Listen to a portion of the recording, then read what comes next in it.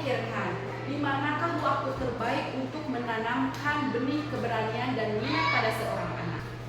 Jawabannya ada di masa emas mereka, yaitu pada waktu sekolah dasar. Nah, dan salah satu benih yang sangat berharga yang bisa kita tanam adalah benih komunikasi global, yaitu bahasa Inggris. Mengapa sih bahasa Inggris itu sangat penting, apalagi dipelajari di sekolah dasar? Karena bahasa Inggris adalah lingua franca global. Memperkenalkannya sejak usia emas dapat membangun fondasi yang kuat dan sikap positif terhadap pembelajaran di masa depan.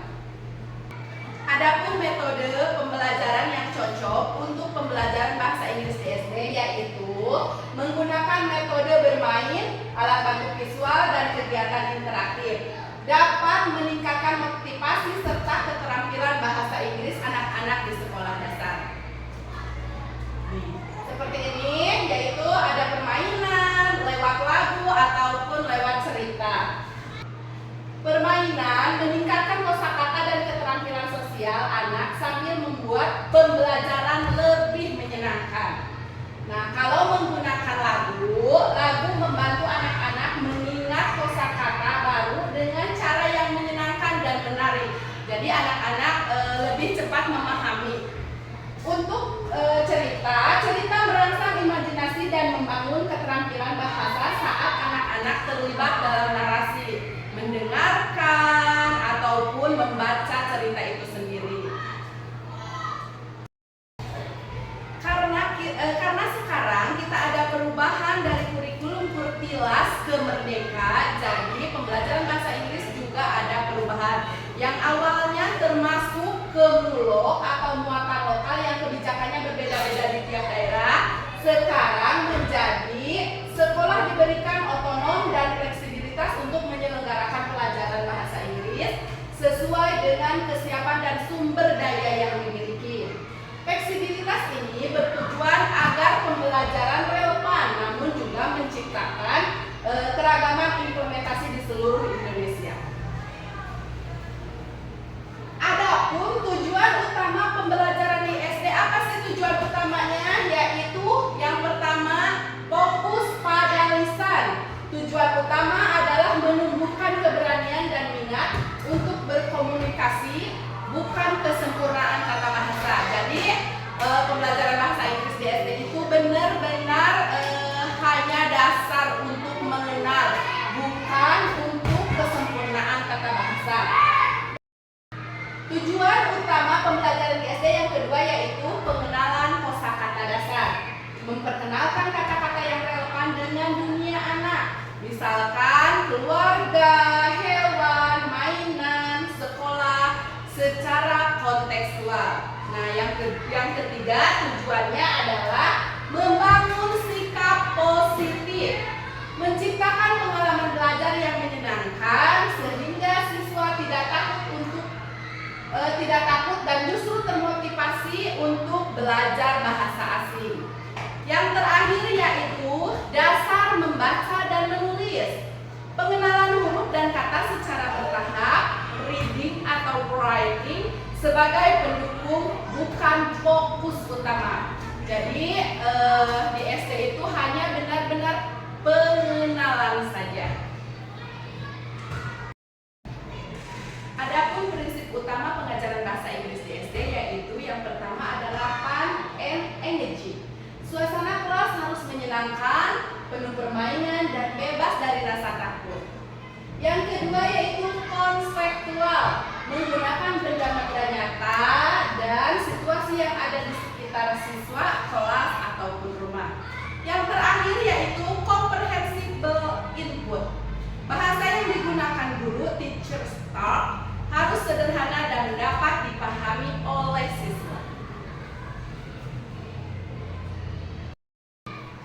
Adapun metode efektif untuk pengajaran bahasa Inggris di SD yaitu yang pertama gerak dan lagu. Metode ini menghubungkan bahasa dengan gerakan fisik. Guru memberi instruksi. Contoh, stand up. Stand up berarti anak-anak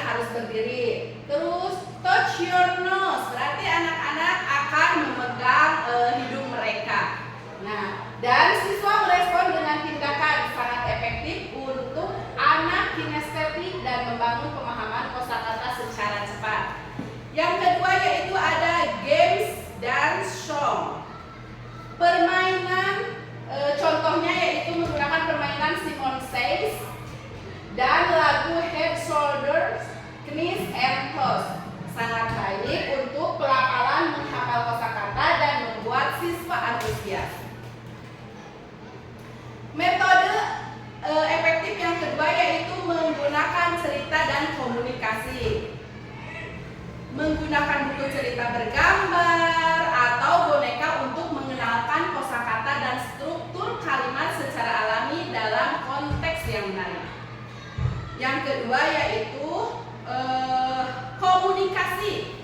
Fokus pada interaksi siswa didorong untuk menggunakan bahasa dalam situasi nyata seperti bertanya jawab atau bermain peran sederhana. Nah, peran media juga sangat penting dalam pembelajaran bahasa Inggris ini. Alat bantu yang efektif adalah media sederhana seperti flashcard, yaitu kartu-kartu, poster, dan juga boneka tangan. Seringkali lebih efektif dan aplikatif di banyak daerah dibandingkan teknologi canggih. Teknologi bisa menjadi suplemen yang sangat menarik, namun ia berperan sebagai alat bantu, bukan pengganti peran sentral guru dalam menciptakan interaksi. Adapun tantangan pembelajaran bahasa Inggris di SD yaitu yang pertama, kualifikasi guru. Keterbatasan jumlah guru SD yang memiliki kualifikasi pendidikan bahasa Inggris yang memadai. Yang kedua yaitu fasilitas dan medis. Kurangnya akses terhadap media pendukung seperti buku cerita, perangkat audio, atau flashcard yang berkualitas. Yang ketiga yaitu alokasi waktu. Memang sangat terbatas ya. Jam pelajaran yang hanya 1 atau 2 jam per minggu membuat pencapaian target menjadi sulit. Yang terakhir yaitu lingkungan dan motivasi. Kurangnya paparan bahasa Inggris di luar jam sekolah sehingga siswa kurang termotivasi untuk berlatih. Nah, jadi untuk kesimpulan dari presentasi ini yaitu pembelajaran bahasa Inggris di SD bukan tentang kesempurnaan, tapi tentang membangun kepercayaan diri, minat, dan sikap positif. Metode yang fun atau menyenangkan dan guru yang kreatif adalah kunci keberhasilan pembelajaran bahasa Inggris di SD. Saya berharap presentasi ini tidak hanya menjadi tugas akademis semata, tetapi juga menjadi wadah diskusi yang konstruktif untuk meningkatkan mutu pendidikan bahasa Inggris bagi generasi penerus bangsa. Mungkin cukup sekian dan terima kasih. Wassalamualaikum warahmatullahi wabarakatuh.